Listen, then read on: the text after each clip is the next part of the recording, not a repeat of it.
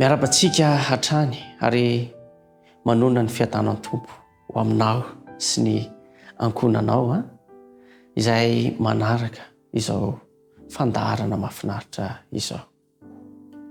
Manana antombavaka manokana indray sika amin'ity anio ity dia ho an'ny ranam-bavy kely irina efa narary nandritra ny 5 taona, efa lany vola ny ray aman-dreny ny karakarana izany zazavavy kely izany.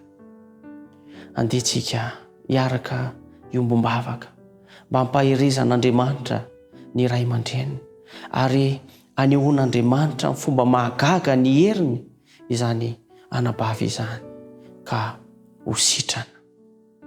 Andetsika hivavaka. Andriamanitra tomponay eo, ankehitriny dia misaotra anao izahay noho ny fitiavanao, noho ny fahatsaranao eo amin'ny fiainanay isan'andro isan'andro.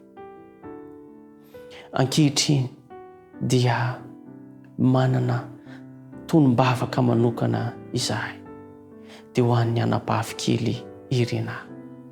Jesosy malalo, nandritra ny 5 taona izy dia narary foana. Ianao malala ny loharanon'aretina. Jesosy malalo, mamindra fo amin'ny ray aman-dreniny ianao, mamindra fo amin'izany zazavavy izany ianao. Koa meteza renao Jesosy, haneho ny herinao amin'ny fomba magaga ka hanasitrana izany anabavy kelinay Irina izany, ka mba afaka hianatra amin'izay izy amin'ny taom-pianarana vaovao izay hiditra eo.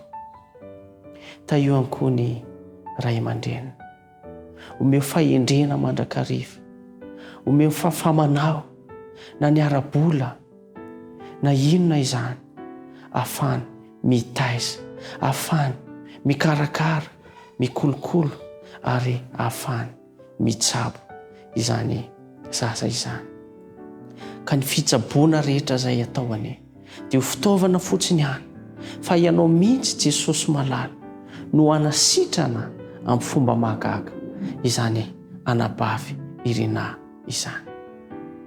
Raha misy ihany koa manaraka izao fandaharana tonom-bavaka izao ka tsy salama, Jesosy malalo, ataovy indray mijery izy ireny tsiraray avy ka hanasitrana azy ireny ankoany ianao.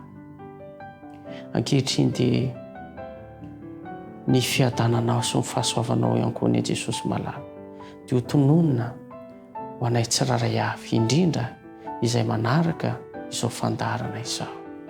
Amin'ny anaranao Jesosy Kristy no hanonona sy angatana izany vavaka izany. Amen.